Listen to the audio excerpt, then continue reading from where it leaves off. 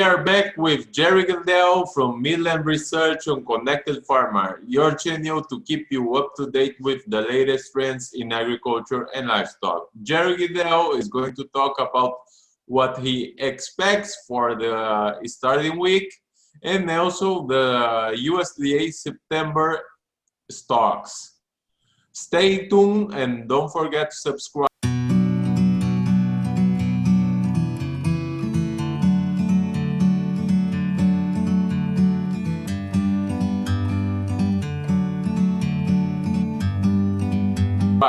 Jerry, how are you? What do you think about the USDA carryover?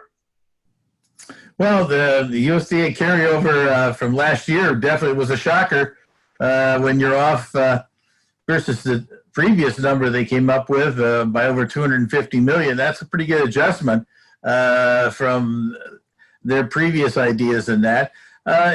It's interesting how they found their particular mistake. It was actually involving not so much the current supply of this at the end of the year, because that's what you have. When you count the stuff at the bottom of the barrel, that's what you got. Now, at the other side, they went back and noticed the fact that in the June number, that number on Farmer Survey was not really all that significantly down, and considering how to make up the big issue, and that 160 million of that came from adjustment in the farmer-owned storage numbers back there on June 1st instead of the September 1st number. Overall, it's a combination of feeding usage not being as robust, the quality of this last year crop.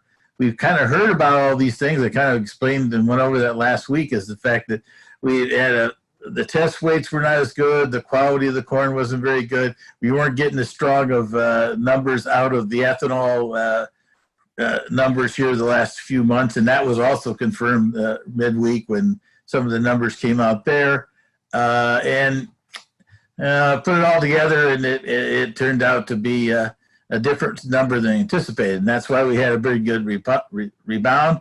The soybeans, interestingly enough, we all thought the market, we had underestimated the crop size of beans, but when that number came in about, the stocks were lower than expected, so that helped make things balance out. Plus, I think a little bit of adjustments in crush and exports at the end of the year kind of balanced things out. So that the key thing was that it was like 50 million less beans available, and that comes into the coming year's crop, and that means lower supplies for the 425 million number we had estimated September. So there was, this time of year we're looking at old crop deals, but we're really moving on into the new crop, and in that kind of environment, that's where the enthusiasm came. And the soybean prices was that 50 million we didn't have in our pile to begin with isn't available for us to use this coming year. And now we have a yield problem going forward. And there's some indications that this weather has hurt some of the yields out west of the Mississippi in the U.S. and even parts of the Eastern Corn Belt maybe. And what number are we going to come up with here a week from today? Yeah, so I'm seeing the July futures price for corn, and it is very close to $4 a bushel. Do you think that is related to the report? Oh, definitely. It's time you have to give your interest in carry out to that point. Yeah, it's important that the $4 price is also kind of somewhat of a magical value, somewhat similar to the, and soybeans is $10, but the same thing on beans is both of these are futures prices, and the cash price is usually less than that. So you have to kind of go over some of those values a little bit to really get the officially a cash price at those values. But it's interesting in the fact that the other big feature in this thing for the coming year is that we've had a huge amount of phase one buying from China, and that's really pushed up the percentage of our sales versus the projections that we've had from the USDA. Some of those numbers have been pretty impressive. We're talking about corn maybe moving up 500 million bushels from this year. Soybeans maybe up somewhere between 300 and 350 million number. And right now we're 66% of the U.S. soybeans for the coming year in exports is already on the books. That's unprecedented. That's higher than ever. And so it does suggest that the USDA might need to revise that upward. Now, they tend not to do that as much this early in the season because it's a long season. We're just getting started, another 12 months ahead of us here, or 10 months maybe.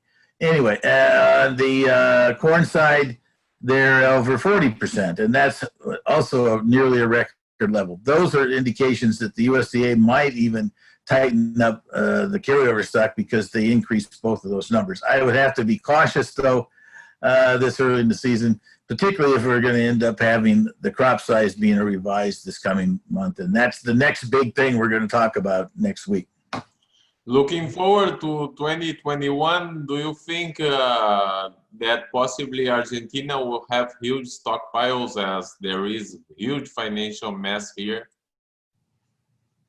Well, they've had a lot of issues down there, and they just, as you well know, today they've tried to promote an idea that they were going to lessen their taxes in Argentina for a 3-month period of time and then come back to the previous levels, and that didn't really get a lot of play of positiveness on that from the trade down there and the trade here, that type of thing. So, and also the fact that you've other issues in Argentina right now is the fact that La Nina, you did have one nice rain here, what, a week or so ago, but it was dry before that, and it's dry now. And one of the classic problems, or one of the classic traits, I should say, of a La Nina in the Pacific is the fact that it doesn't help the weather in Argentina.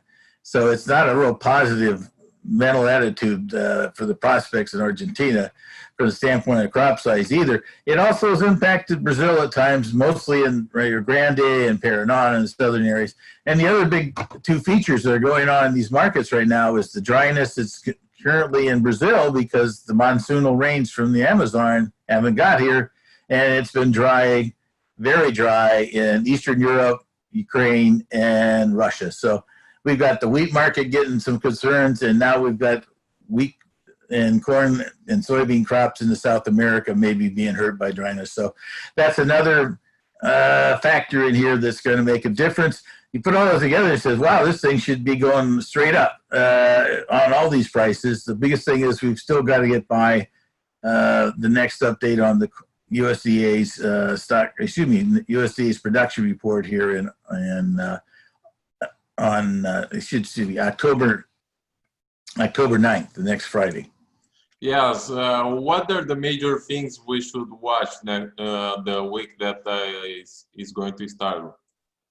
Well, of course, we're going to continue to try to get some more feelings about what the yields might be saying in the country. Now, will that be a part of what the USDA's numbers will be next Friday? That's one of my cautionary things. I think some of the yields that we might hear in the Western Corn Belt we haven't got enough of the harvest going on yet. We only had 15% of the corn and 20% of the beans last week, and those are going to go up. But from a standpoint of a producer saying, boy, I know what my yields are going to be, he's more likely to stay with his previous estimate, which is then in the USDA's ideas. And even the objective yield survey sample sizes out there, they don't go out and just harvest those things until right before the producer harvests, so they get the same kind of feeling of the information. So if we don't have 50 or 60% of the harvest in, we don't have 50 or 60% of the samples in. So that's the other feature in this thing. I'm kind of in the half a bushel down category for corn, and maybe a bushel to a bushel 1 or 2 down in beans.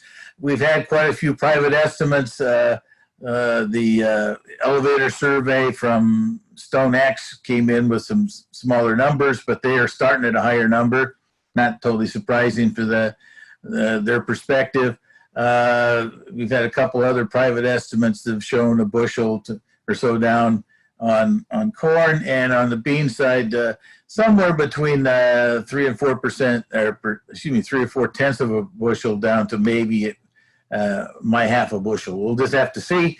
Personally, I kind of feel like that this is going to be a self-realizing year for our crop size, and as we get further into the month of October, and that we'll get a better handle on the size of it. But in reality of it is, we've got an interesting combination, a very uncertain time here in the U.S. about the size of the crop because of the wet weather we had from basically the middle of the summer until fall, when it was a lot drier and hotter than people really thought was impacting things.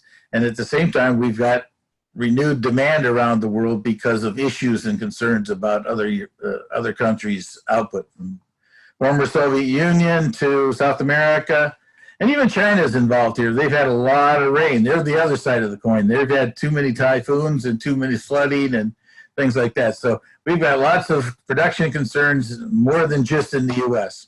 And speaking about these weather phenomena, you are a proud person from Iowa. So I would like to know if you have more information after what happened with the derecho winds, if there was any recovery there.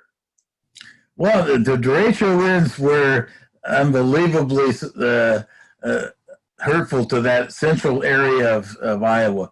I'm just on the far edge of that. It impacted us from the point of view of, in my home country there west of Fort Dodge, if anybody knows where that's at, in west central Iowa, and that the dryness did. The winds impacted more acres, though, and the number of acres that has been zeroed out, or in essence not harvested, has been higher than I even expected it would be. And that's another feature in this thing, that the